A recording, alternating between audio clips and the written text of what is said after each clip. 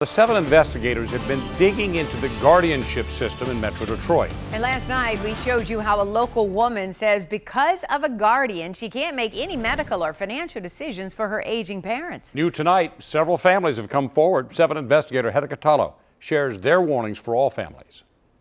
This is not a system designed to help. This is prison. To be able to know that you can go home, but they can't. And they're crying out to you.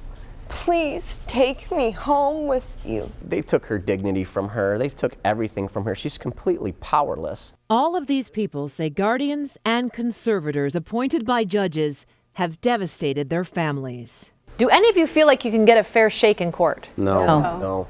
Everybody has the same response, which is, how can this happen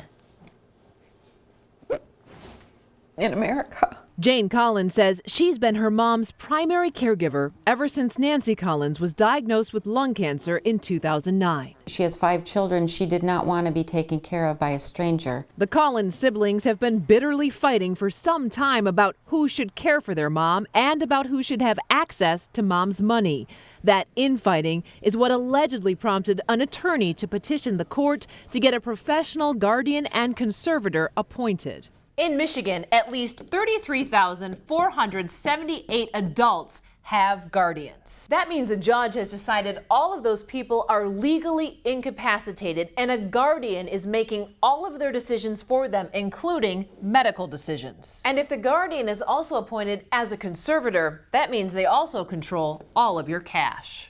Jane says at 84, her mom does have memory issues, but Jane does not believe her mother should be considered incapacitated, and neither does Nancy. I don't like it. It's my world. I want to be in charge. Oakland County Probate Judge Daniel O'Brien appointed a professional guardian and conservator for Nancy Collins, attorney Thomas Brennan Frazier.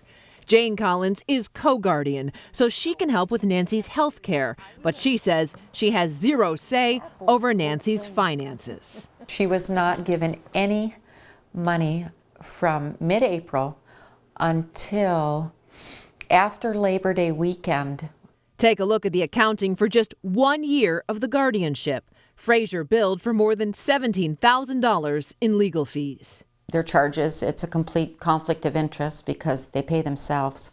They check into no one. Here's a closer look at some of the costs. Frazier charges $245 an hour for legal work. Every time a staffer leaves a voicemail, it costs Nancy Collins $10. Frazier charged Collins $49 to send a fax to her oncologist. His staff billed $120 to complete 3 mail forwarding requests. So we have several families that are telling us that you bill an awful lot of money but don't do very much. What is your response to that? And that's just not true. My bills are my bills. But when we tried to ask Frazier about his business practices, this attorney referred us to his lawyer. Do you feel like there should be more oversight of guardians and conservators? Yes. They can say and do whatever they want, and they have people who will back them up. A group called Americans Against Abusive Probate Guardianship is trying to change the federal law to better protect vulnerable people. The bottom line is when you walk into that courtroom, the officers of the court, those who are in there every day, every week in front of that judge, their goal is to get you into a guardianship because that's how they get paid. It's so wrong to take away senior citizens' rights. They need to be protected, not exploited. The Elder Abuse and Protection Act has now passed the U.S. House and Senate, and it's waiting for the president's signature. It would give the Department of Justice more power and more resources to investigate cases like these. I'm Heather Catallo, 7 Action News. Heather has been staying on top of this, of course. We did reach out to some of the other Collins siblings for comment about this, but they have no comment tonight. Stephen?